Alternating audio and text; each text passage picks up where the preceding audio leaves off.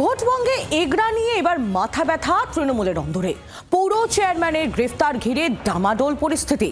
গ্রেফতারের বিরুদ্ধে পথে তৃণমূলেরই একাংশ, এমনকি গণ ইস্তফাও দেওয়া হচ্ছে। এগরায় ঘর গোছাতে এখন কি কৌশল নেবে তৃণমূল নেতৃত্ব?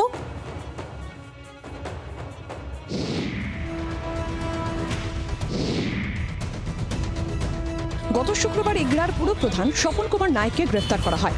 সরকারি জমি অবৈধভাবে লিজ দেওয়ার অভিযোগ উঠেছে এগরা পুরসভা চেয়ারম্যানের বিরুদ্ধে।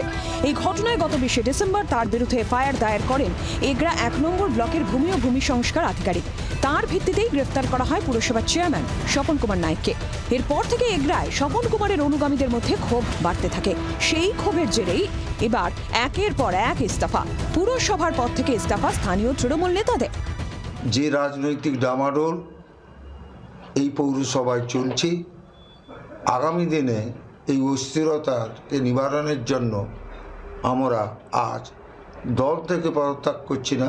দলকে আমরা ভালোবাসি, কিন্তু আমরা এই পদত্যাগপত্র দিচ্ছি এর সুরাহা করার জন্য।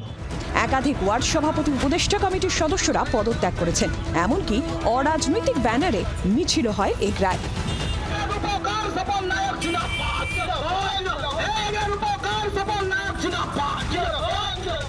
ভোটের আগে এগরায় তৃণমূলের ঘরেই কোন্দল। চেয়ারম্যানের অনুগামীরা কার্যত ভিন্ন সুর গাইছেন, যা ঘাস ফুলের কাছে অস্বস্তির কারণ।